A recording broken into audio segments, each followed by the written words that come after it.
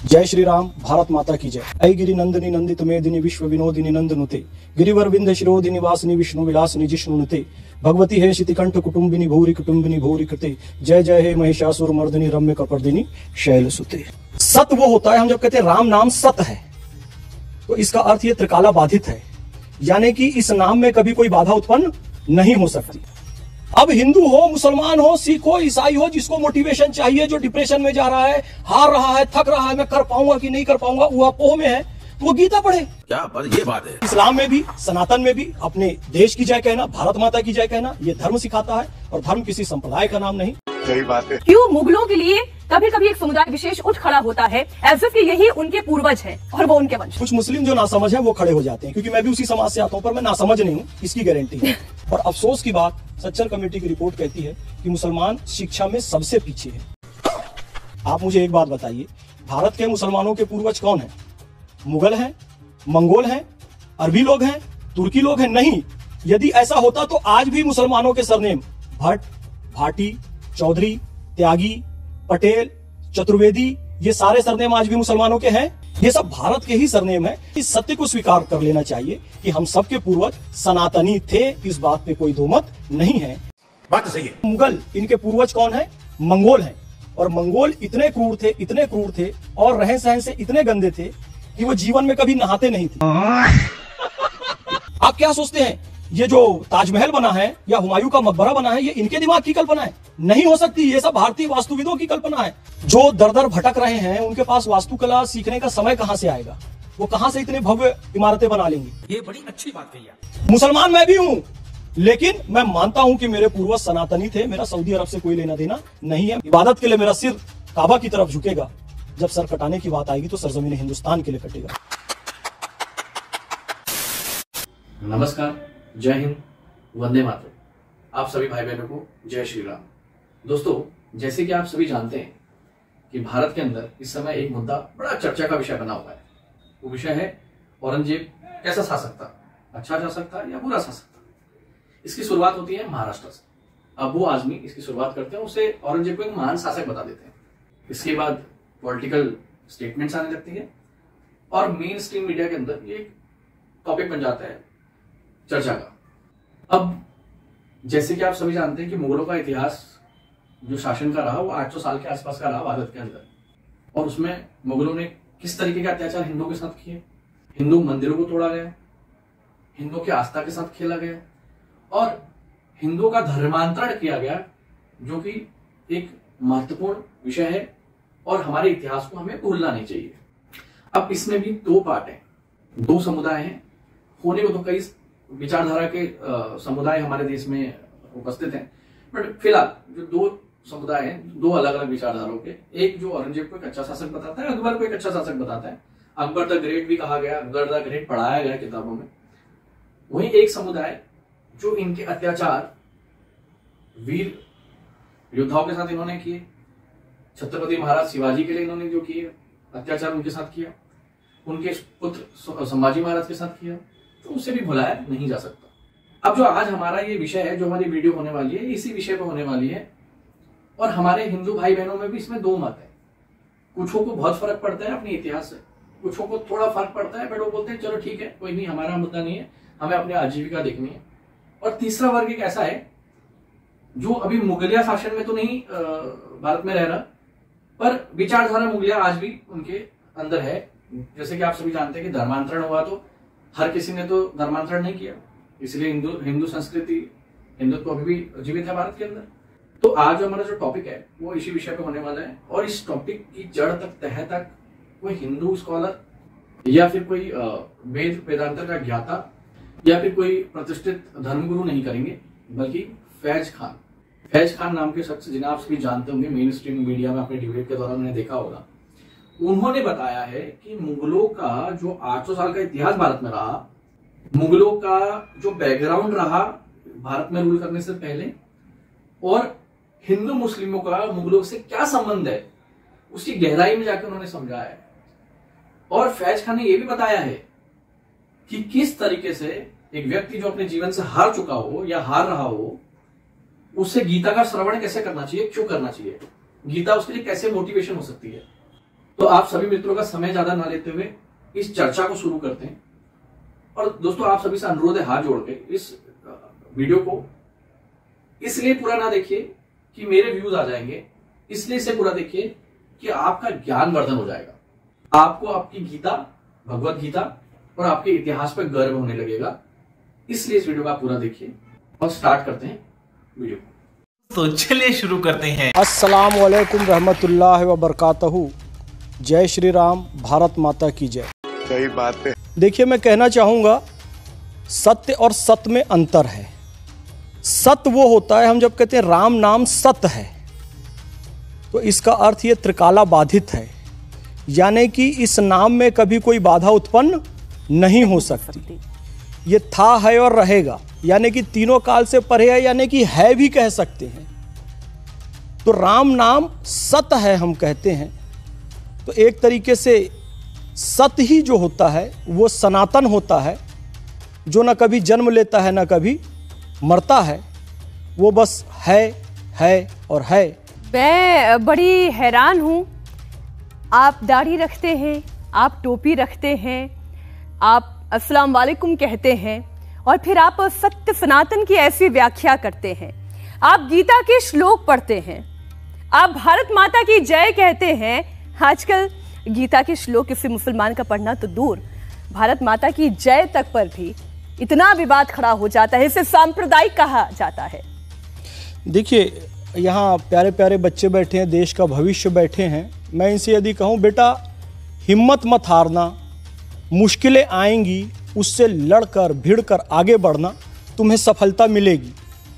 क्या ये वाक्य सांप्रदायिक है? क्या ये विशेष किसी वर्ग विशेष का वाक्य है? क्या मैंने किसी समुदाय संप्रदाय को ऊंचा किया या नीचा किया? नहीं, ये तो मोटिवेशन है बच्चों को। पूरी गीता मोटिवेशन है। अब हिंदू हो, मुसलमान हो, सिख हो, ईसाई हो, जिसको मोटिवेशन चाहिए, जो डिप्रेशन में जा रहा है, हार रहा है, थक रहा है, मैं कर पाऊंगा कि नहीं कर पाऊंगा, ऊहापोह में है, तो वो गीता पढ़े। गीता मोटिवेशन की किताब है, किसी संप्रदाय की किताब नहीं है। मैं स्पष्ट कहना चाहूंगा, भारत माता की जय से आपत्ति है। भारत माता की जय क्या है? मादरे वतन हिंदुस्तान जिंदाबाद, फारसी उर्दू में, संस्कृत में वंदे मातरम, इंग्लिश में love and salute to mother India और हिंदी में भारत माता की जय, यानी अपने वतन से मोहब्बत का इजहार करना, अपनी मातृभूमि से प्रेम का इजहार करना। ये बड़ी अच्छी बात कही आप।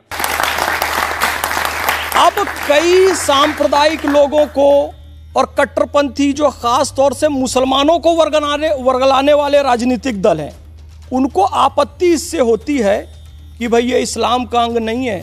तो मैं स्पष्ट सत्य सनातन में मीनाक्षी जी बताना चाहूँगा, पैगंबर हज़रत मोहम्मद सल्लल्लाहु अलैहि वसल्लम की जन्मभूमि मक्का है, और जब काबा शरीफ में हमला हुआ तो उनके दादा अब्दुल मुतल्लिब के पास काबा शरीफ की रक्षा की जिम्मेदारी थी। काबा शरीफ पे जब हमला हुआ तो काबा की रक्षा के लिए पहला पत्थर उठाने वाले पैगंबर हज़रत मोहम्मद सल्लल्लाहु अलैहि वसल्लम थे कि मेरे देश पर कोई हमला नहीं कर सकता, मेरी जन्मभूमि पर कोई हमला करेगा तो उसका सिर फोड़ दूंगा। तो अपने देश की जय कहना हमने पैगंबर हज़रत मोहम्मद सल्लल्लाहु अलैहि वसल्लम से सीखा।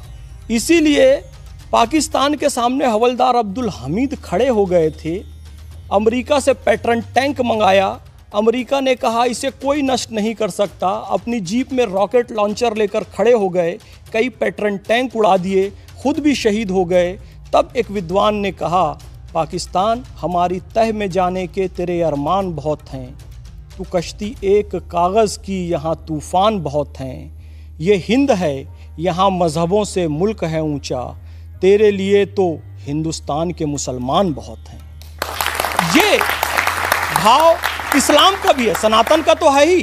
क्योंकि जब लक्ष्मण ने कहा भैया लंका जीत लिए हैं, सोने की लंका है, थोड़ा आनंद लेते हैं, यानी एंजॉय करते हैं, रुकते हैं, तो राम जी ने क्या कहा, अपि स्वर्णमयी लंका नमे लक्ष्मण रोचते, जननी जन्मभूमिश्च स्वर्गादपि गरीयसी। हे लक्ष्मण, यद्यपि लंका सोने की है किंतु मातृभूमि से बहुत दूर हूं और बहुत दिन से दूर हूं।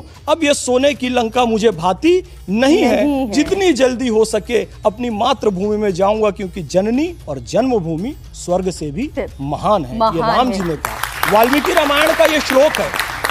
तो इस्लाम में भी, सनातन में भी अपने देश की जय कहना, भारत माता की जय कहना, ये धर्म सिखाता है। और धर्म किसी संप्रदाय का नाम नहीं।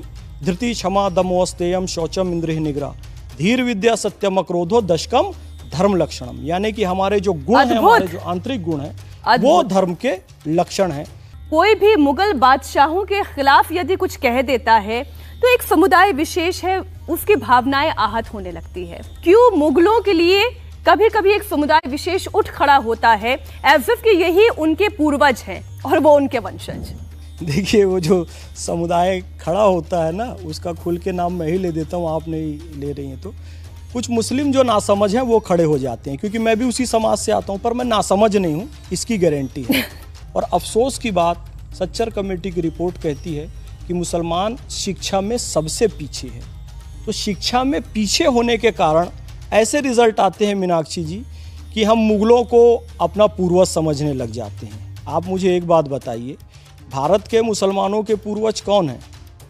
मुगल हैं, मंगोल हैं, अरबी लोग हैं, तुर्की लोग हैं? नहीं। यदि ऐसा होता तो आज भी मुसलमानों के सरनेम भट्ट, भाटी, चौधरी, त्यागी, पटेल, चतुर्वेदी, ये सारे सरनेम आज भी मुसलमानों के हैं। आपके पटेल मित्र हैं, आपके चौहान मित्र हैं। इससे पता, यहाँ तक कि मुनव्वर राणा सरनेम क्या सऊदी अरब का है। पाकिस्तान का बॉलर है राणा नवैदुल हसन, राणा सरनेम कहाँ से है? पाकिस्तान का एक बैट्समैन है सलमान बट। अरे भाई, बट, भट्ट, भटनागर, ये सब कहाँ से आया? सऊदी से आया, ईरान से आया? नहीं, ये सब भारत के ही सरनेम है। इस सत्य को स्वीकार कर लेना चाहिए कि हम सबके पूर्वज सनातनी थे, इस बात पे कोई दो मत नहीं है। मुगल हमारे पूर्वज नहीं। अब आपने ये कहा कि हमारे पूर्वज, यानी मैं सनातनी धर्म से आ रही हूँ, हिंदू हूँ, मेरे पूर्वज और आपके पूर्वज जो मुस्लिम धर्म को मान रहे हैं, मुसलमान हैं, उन सब के पूर्वज एक हैं जो हिंदुस्तान के हैं। ठीक, तो फिर ये मुगल कौन है? देखिए, मुगल शब्द आया है मंगोल से। ये मुगल कहाँ से आए? तो जब मंगोलों की सेना, जो कि मुस्लिम नहीं थे, चंगेज खान हलाकू मुस्लिम नहीं था, जब ये चंगेज खान हलाकू इनकी सेना निकली और पूरे विश्व विजय करने की नीयत से निकली, तो उज़्बेकिस्तान भी पहुंची। और उज़्बेकिस्तान में वहाँ की महिलाओं के साथ उन्होंने अनाचार किया, अत्याचार किया, बहुत सारी महिलाओं को अपने संग में रखा। उसके परिणाम स्वरूप जो संतानें हुई, उसी में से एक संतान थी बाबर। और उसी उज़्बेकिस्तान के फरगना से बाबर भारत आया था। यानी कि ये मुगल, इनके पूर्वज कौन हैं? मंगोल हैं। और मंगोल इतने क्रूर थे और रहन सहन से इतने गंदे थे कि वो जीवन में कभी नहाते नहीं थे। इरफान हबीब ने हज़रत अमीर खुसरो के हवाले से एक बात लिखी है कि हज़रत अमीर खुसरो को जब मंगोलों ने अरेस्ट कर लिया था, तो हज़रत अमीर खुसरो कहते हैं उनके जिस्म से इतनी बदबू आ रही थी कि ऐसा लग रहा था मुझे उल्टी हो जाएगी।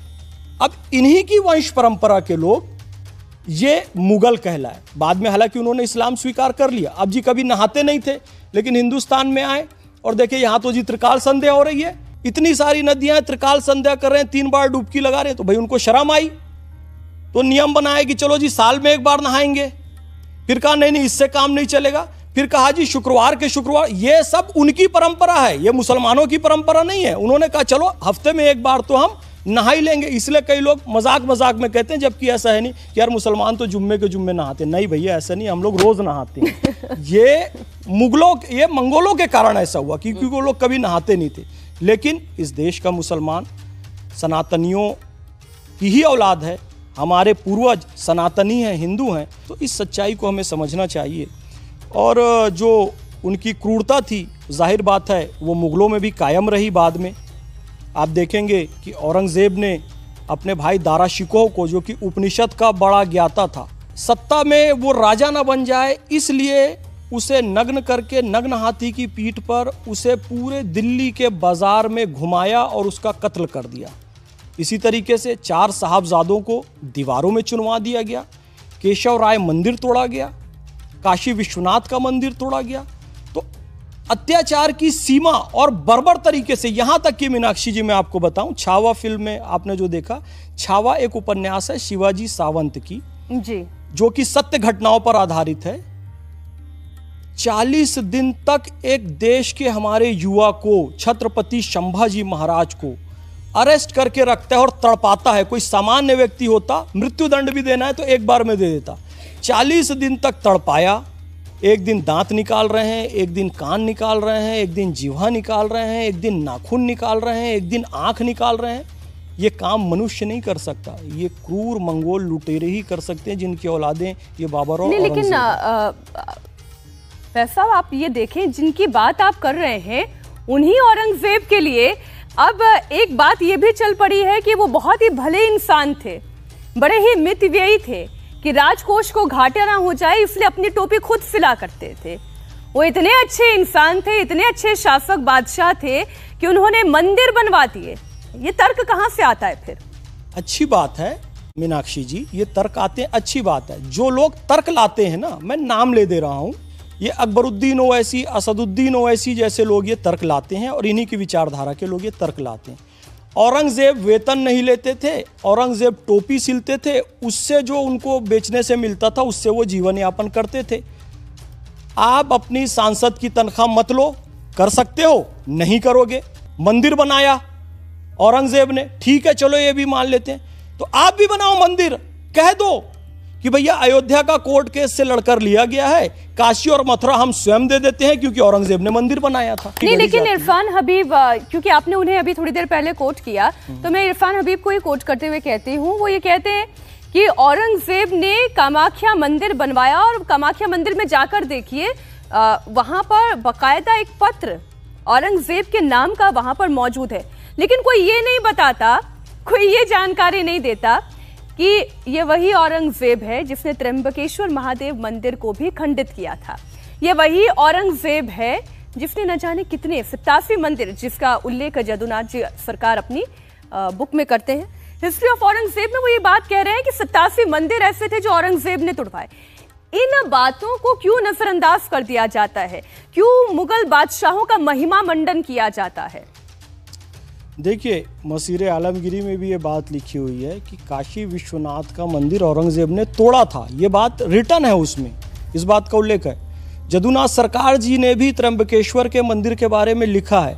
और एक बात और आती है कि औरंगजेब देखता था कि एक बड़ी ज्वाला आ रही है, एक बड़ा चिराग जल रहा है कहीं बड़े दूर से। तो पता किया जी कहाँ चल रहा है, तो पता चला एक मंदिर है मथुरा में कृष्ण भगवान का, केशव देव मंदिर, वहां पर चिराग जलता है, वहां पर जोत जलती है, तो उसकी रोशनी आगरा तक, दिल्ली तक पहुंचती है।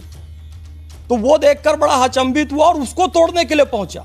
वहां पर केशवराय मंदिर को तोड़कर उसने जामा मस्जिद बनाया। आज भी जो कृष्ण जन्मभूमि का विवाद है उसके पीछे यही कारण है। कौन? औरंगजेब। शैतान के नितंब तले अंधेरा, औरंगजेब के लिए जाफर जटल्ली ने कहा, जो कि औरंगजेब के समकालीन थे। ये बात सतीश चंद्र ने अपनी पुस्तक में लिखी है। तो सोचो वो कितना क्रूर शासक रहा होगा कि जाफर जटल्ली को अपनी जान की भी फिक्र नहीं थी। उन्होंने क्या लिख दिया? शैतान के नितंब तले अंधेरा। अब आप देखें कि दिल्ली में ही आप पूरा घूम के देखें तो बहुत सारे ऐसे मॉन्यूमेंट्स मिल जाएंगे जो मुगल कालीन तैयार किए गए हैं। उनकी भी उलाहना दी जाती है कि आप ये तो देखें कि मुगलों ने भारत को क्या दिया, किस तरीके का आर्किटेक्चर दिया, किस तरीके का खान पान दिया, किस तरीके की पोशाक दी, किस तरीके की सुगंध दी। यहाँ की संस्कृति में वो रच बस गए। तो यहाँ की संस्कृति में वो रच बस गए या यहाँ पर रहने वाले सनातनियों को भी धर्मांतरण के लिए उन्होंने प्रेशराइज किया? जो दर दर भटक रहे हैं उनके पास वास्तुकला सीखने का समय कहाँ से आएगा? वो कहाँ से इतने भव्य इमारतें बना लेंगी? आपके नाम से मदुरई में बहुत बड़ा मंदिर है, मीनाक्षी मंदिर, जो मैं शुरू में माता जी का नाम लिया ना, जी। माता पार्वती का, वो मीनाक्षी मंदिर मदुरई में है। आप जाकर देखिए उन मंदिरों को। इसकी कल्पना भी कभी कोई मुगल नहीं कर सकता। आप क्या सोचते हैं ये जो ताजमहल बना है या हुमायूं का मकबरा बना है, ये इनके दिमाग की कल्पना है? नहीं हो सकती। ये सब भारतीय वास्तुविदों की कल्पना है।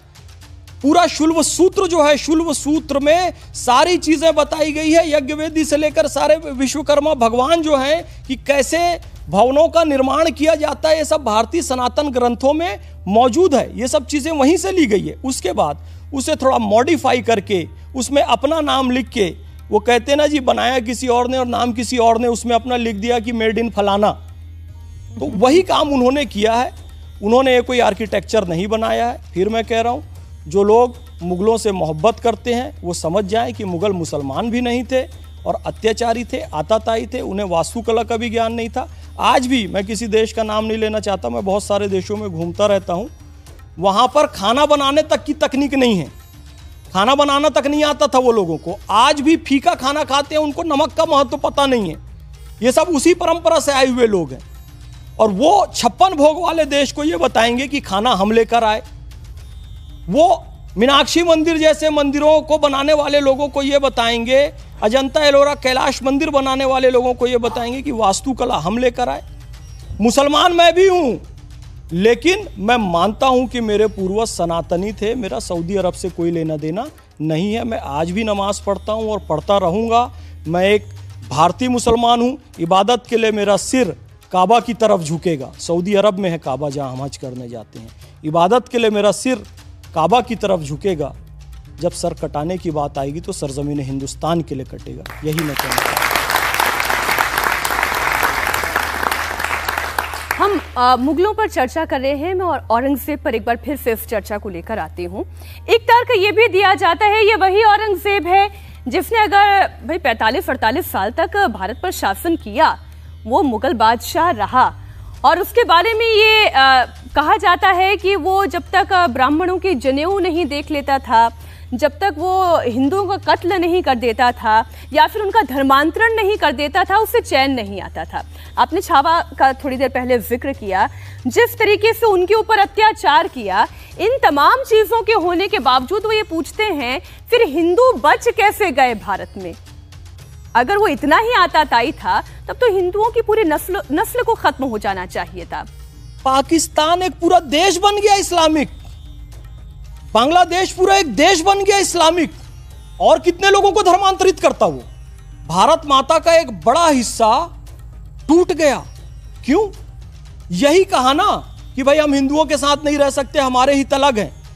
तो अलग हित बताने वाला कौन था? औरंगजेब ही था ना। वही विचारधारा आते आते इतने सारे लोग मुसलमान बन गए और कुछ लोगों ने पाकिस्तान की मांग कर दी। और जी सब क्यों नहीं बना, पूरा भारत क्यों नहीं धर्मांतरित हुआ?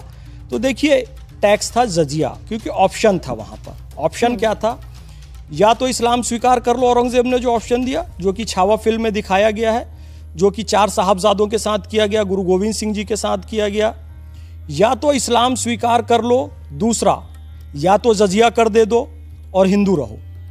इस्लाम स्वीकार करो तो जिंदा रहोगे, जजिया कर दे दो, हिंदू रहो तो जिंदा रहोगे। इस्लाम भी स्वीकार नहीं करोगे, जजिया कर भी नहीं दोगे, तो छत्रपति संभाजी महाराज जैसा हाल किया जाएगा। तो बहुत सारे लोग इसलिए भी बचे रहे कि वो जजिया कर देते रहे। वो कोई उसकी उदारता नहीं थी कि पूरे भारत को उसने क्यों भाई मुसलमान नहीं बनाया। भैया जजिया कर लेता था, किस बात का टैक्स लेता था? हिंदू होने का टैक्स। हिंदू, आप हिंदू हो, इस बात का टैक्स लिया जाता था। तीर्थ यात्रा का टैक्स लिया जाए। मुझे याद आ रही थी अभी जब मोदी जी ने बहुत सारे कुंभ के लिए ट्रेनें चलाई ना, मैं भी गया था कुंभ में, तो मुझे अफसोस होता है कि आप औरंगजेब के समय में रहते तो ट्रेन और बस और अपनी बैलगाड़ी से भी नहीं जा सकते थे, और पैदल भी जाते तो आपको टैक्स देना पड़ता क्योंकि आप कुंभ जा रहे हैं। शर्म की बात है, इसमें ताली नहीं बजाना है। देखिए, हम लोग समझते नहीं हैं कि कई बार शर्म की बातों पर भी ताली बजा देते हैं। गर्व की बात यह है कि अब देश ऐसे लोगों के हाथ में है जो कुंभ के लिए स्पेशल ट्रेन चलाते हैं। इस बात पे ताली बजाइए, ये ताली बजाने वाली बात। सही बात है। जैसे कि आप सभी ने इस पूरी वीडियो को देखा, आप सभी से हाथ जोड़ के नम्र निवेदन और अनुरोध है कि आप चैनल पे पहली बार आए तो चैनल को सब्सक्राइब करें। वीडियो पसंद आई हो, वाकई आपके लिए नॉलेजेबल वीडियो रही हो, तो वीडियो को लाइक करना ना भूलें और आपका वैल्यूबल कमेंट जरूर दें कि आपका मुगलों को लेके या औरंगजेब को लेके आपके क्या विचार हैं, और हिंदू धर्म को आप कहाँ देखते हैं। जय हिंद, जय भारत, जय श्री राम।